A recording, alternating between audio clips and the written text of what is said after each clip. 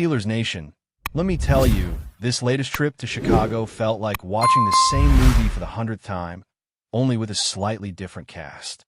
You flip on the game hoping something finally clicks, but by the end you realize the same problems popped up in the same places, almost like they were following a script. And what really gets you is that even the things that usually work, the things you can almost rely on, showed up again, but without moving this team an inch forward. It is like watching a car engine rev as loud as it can without ever getting the wheels to turn. Everyone in that locker room keeps saying they are close, that they are fixing things, that the little details are getting better, but when you watch the games unfold, it is hard to see evidence of that growth anywhere. One week it looks like the offense finally figured out how to breathe. The next week the defense looks like it has locked in again. Then you blink and both sides fall out of rhythm at the exact same time, and the progress everyone keeps referring to suddenly feels imaginary. Yesterday felt like the perfect snapshot of that cycle. Yes, the focus always gravitates toward the quarterback position, and it did here too, but the issues that showed up were so much bigger than who was taking snaps. You could have swapped jerseys, helmets, or eras, and the same breakdowns would have shown up right where they always do. The quarterback put up a respectable completion rate on 24 of 31 passes, though the total yardage barely climbed past 170. One touchdown, one interception, and a whole lot of throws that looked like they were fighting through mud. That early deep shot on the second offensive snap told the whole story. It went up, hung in the air, and turned into an easy grab for Chicago because the receiver at the far end never really attacked the ball. There was no sense of urgency there. Meanwhile, the defender on the other side looked like he had been waiting his whole life for that moment. On the ground, though, the Steelers rolled up 186 rushing yards, which should have opened the door for a cleaner, more controlled game. And still, in those short yardage moments that should be simple, they went wandering into decisions that have burned them all year. 2nd and 1 turned into forced plays through the air. 3rd and 1 became overthought tosses instead of straightforward runs. You kept waiting for someone to say, "Let's just take the first down in front of us." But instead, the offense drifted away from what was working and toward the exact traps that have cost them repeatedly. What makes it more frustrating is that they did put together a couple of beautiful, grinding touchdown drives. The first one, 13 plays across 95 yards, nearly 8 minutes taken off the clock. That is the kind of possession you bottle up and save. Later, down 2 scores and desperate, they produced another long march of 17 plays and 72 yards. But outside of those moments, nothing matched the identity those drives hinted at. The rest of the game felt disconnected, like the offense kept stepping away from its strengths just long enough to sabotage itself. It makes you wonder why simply collecting steady first downs seems to offend the people calling the plays. Why force throws when the receivers are struggling to create space? Why ignore the one element that worked from start to finish? The leading wideout barely cleared 36 receiving yards, and everyone else got scatter crumbs.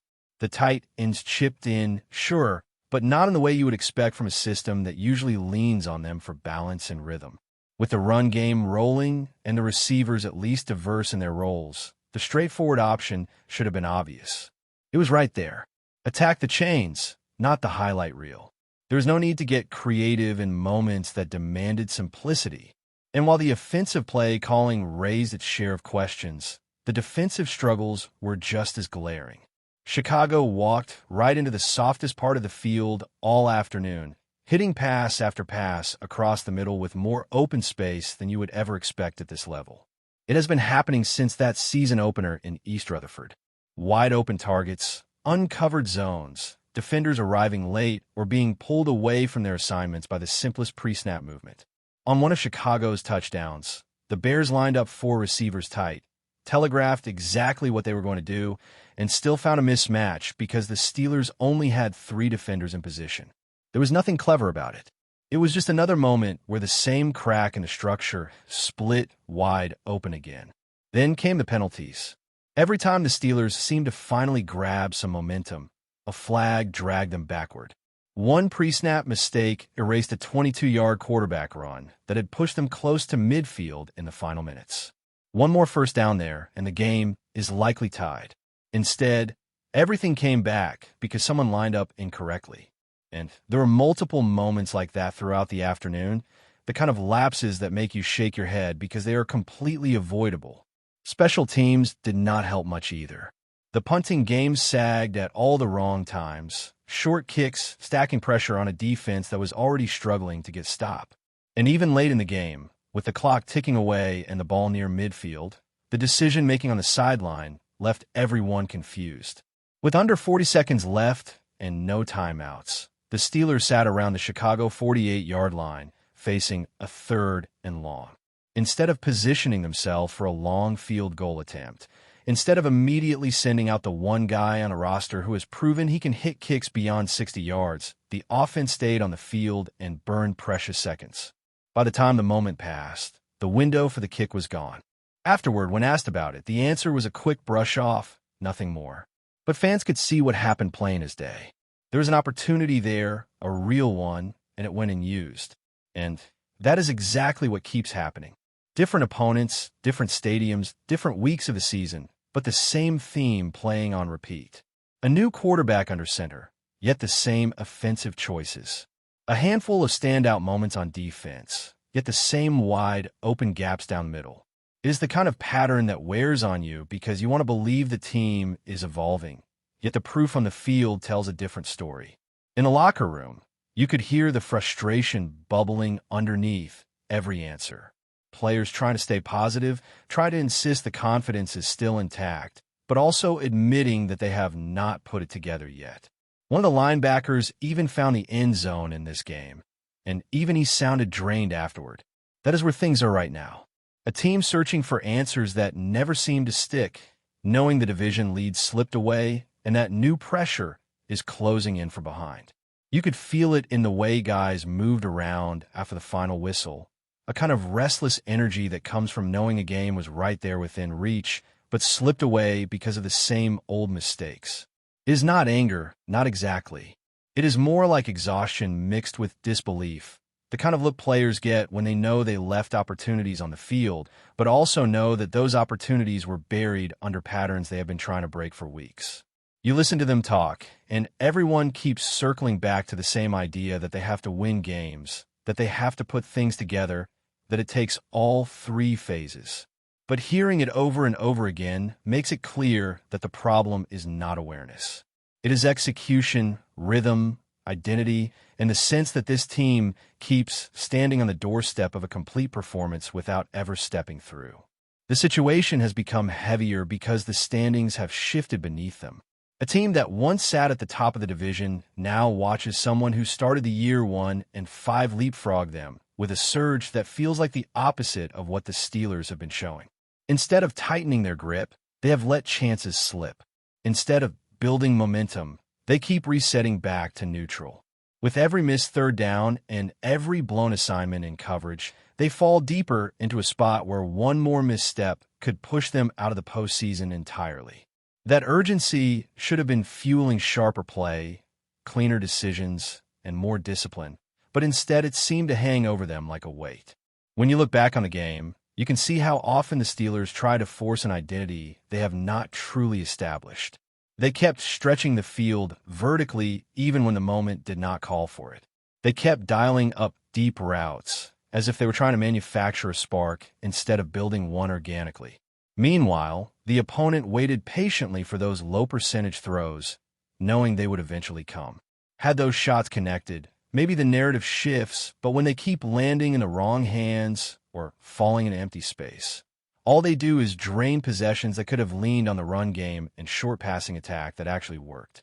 It is almost strange to watch because the running game carried more than enough weight to keep this offense steady. Play after play, the ground attack kept punching through the line, picking up chunks of 5, 6, 8 yards. Those kinds of gains should have been the foundation for everything else, a chance to wear down the defense and open up controlled passing opportunities in the middle of the field. Instead, the offense treated those successful runs like invitations to walk away from the formula. Every time the chains got close to moving easily, the Steelers seemed to pivot into something more complicated, something riskier, something that looked nothing like the sequences that had actually built momentum. And this pattern showed up again on the defensive side. Each time the Steelers clawed their way back into the game, the defense answered with a stretch that made you wonder whether they were seeing the same formations as everyone at home. The middle of the field, which should be the most heavily defended zone, became an open highway for intermediate passes. Chicago knew it. They leaned into it. They ran crossers, seams, short sit routes, and got the same result every time. Receivers drifting into space that seemed too easy, catching throws without a defender in their frame until they were already turning upfield. It was not trickery. It was not misdirection. It was simple, fundamental football being executed against a defense that looked unprepared for the most basic concepts. Then, just when it looked like the Steelers might weather the storm and take control late, the little things unraveled again.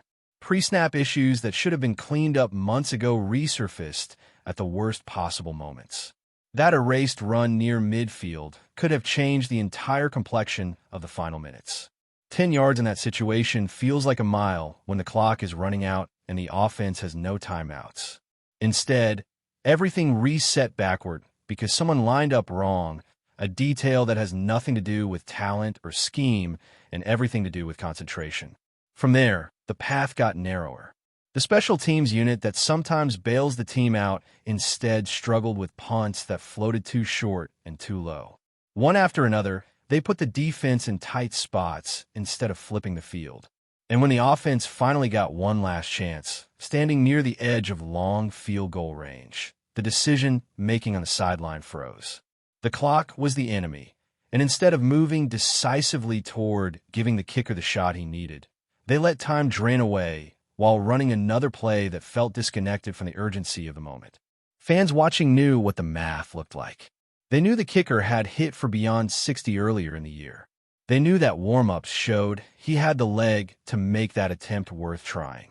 But the opportunity never materialized because the sideline did not commit to it soon enough. You can sense, though, that the players are not quitting. They are frustrated, yes, but they are not defeated. Even the quieter voices in the locker room carry a tone of wanting to fix things instead of giving up on them. But desire alone does not solve the patterns that have been eating away at this team. They need to find a way to commit to the style of play that works instead of chasing the one that looks good on paper. They need to stop putting themselves behind the chains with penalties and force the defense in a simple, fundamental responsibility in the middle of the field. They need to stop drifting away from the run game the second it starts gaining steam. And above all, they need to understand that every drive matters now. But before we dive in, don't forget to subscribe to Steelers Nation Central and hit the like button on this video.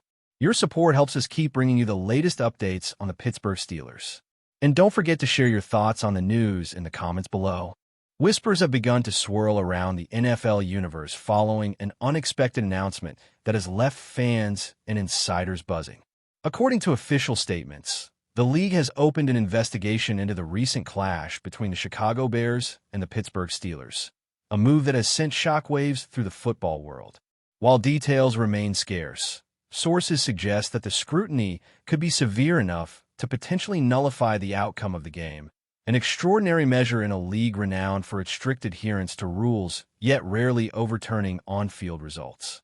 In locker rooms and sports bars alike, speculation is running rampant.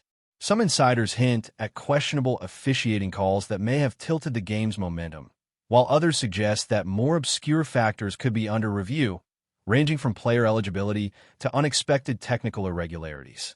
The mere possibility that a result could be invalidated has ignited a firestorm on social media, with fans debating not only the fairness of the potential ruling, but also the precedent it could set for future contests.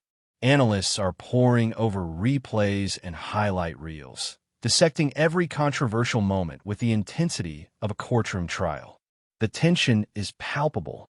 In Chicago, Bears supporters are bracing for a potential reversal that could shake their confidence in league governance, while Steelers fans oscillate between hope and apprehension, wary of what the final judgment might bring.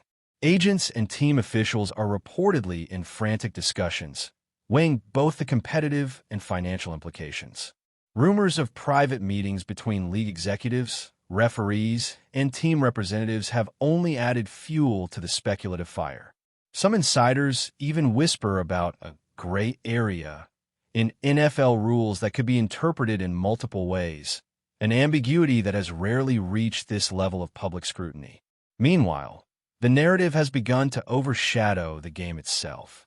Social media threads are exploding with what-if scenarios, while sports talk shows dissect every nuance of the controversy. Could the NFL really take the unprecedented step of annulling a result? Many pundits say it would be historic, a rare moment that might redefine how controversial games are handled going forward. Until the league concludes its review, the Bears-Steelers saga remains suspended in a limbo of speculation and rumor, leaving fans to debate endlessly over what might, or might not, come next. One thing is certain. The NFL world has never been more captivated by the possibility that a single game could be erased from the record books. That's it for this update. If you enjoyed the video and want to keep receiving exclusive news about the Pittsburgh Steelers, make sure to subscribe to Steelers Nation Central and give this video a like. We always look forward to hearing your comments and opinions. See you in the next video.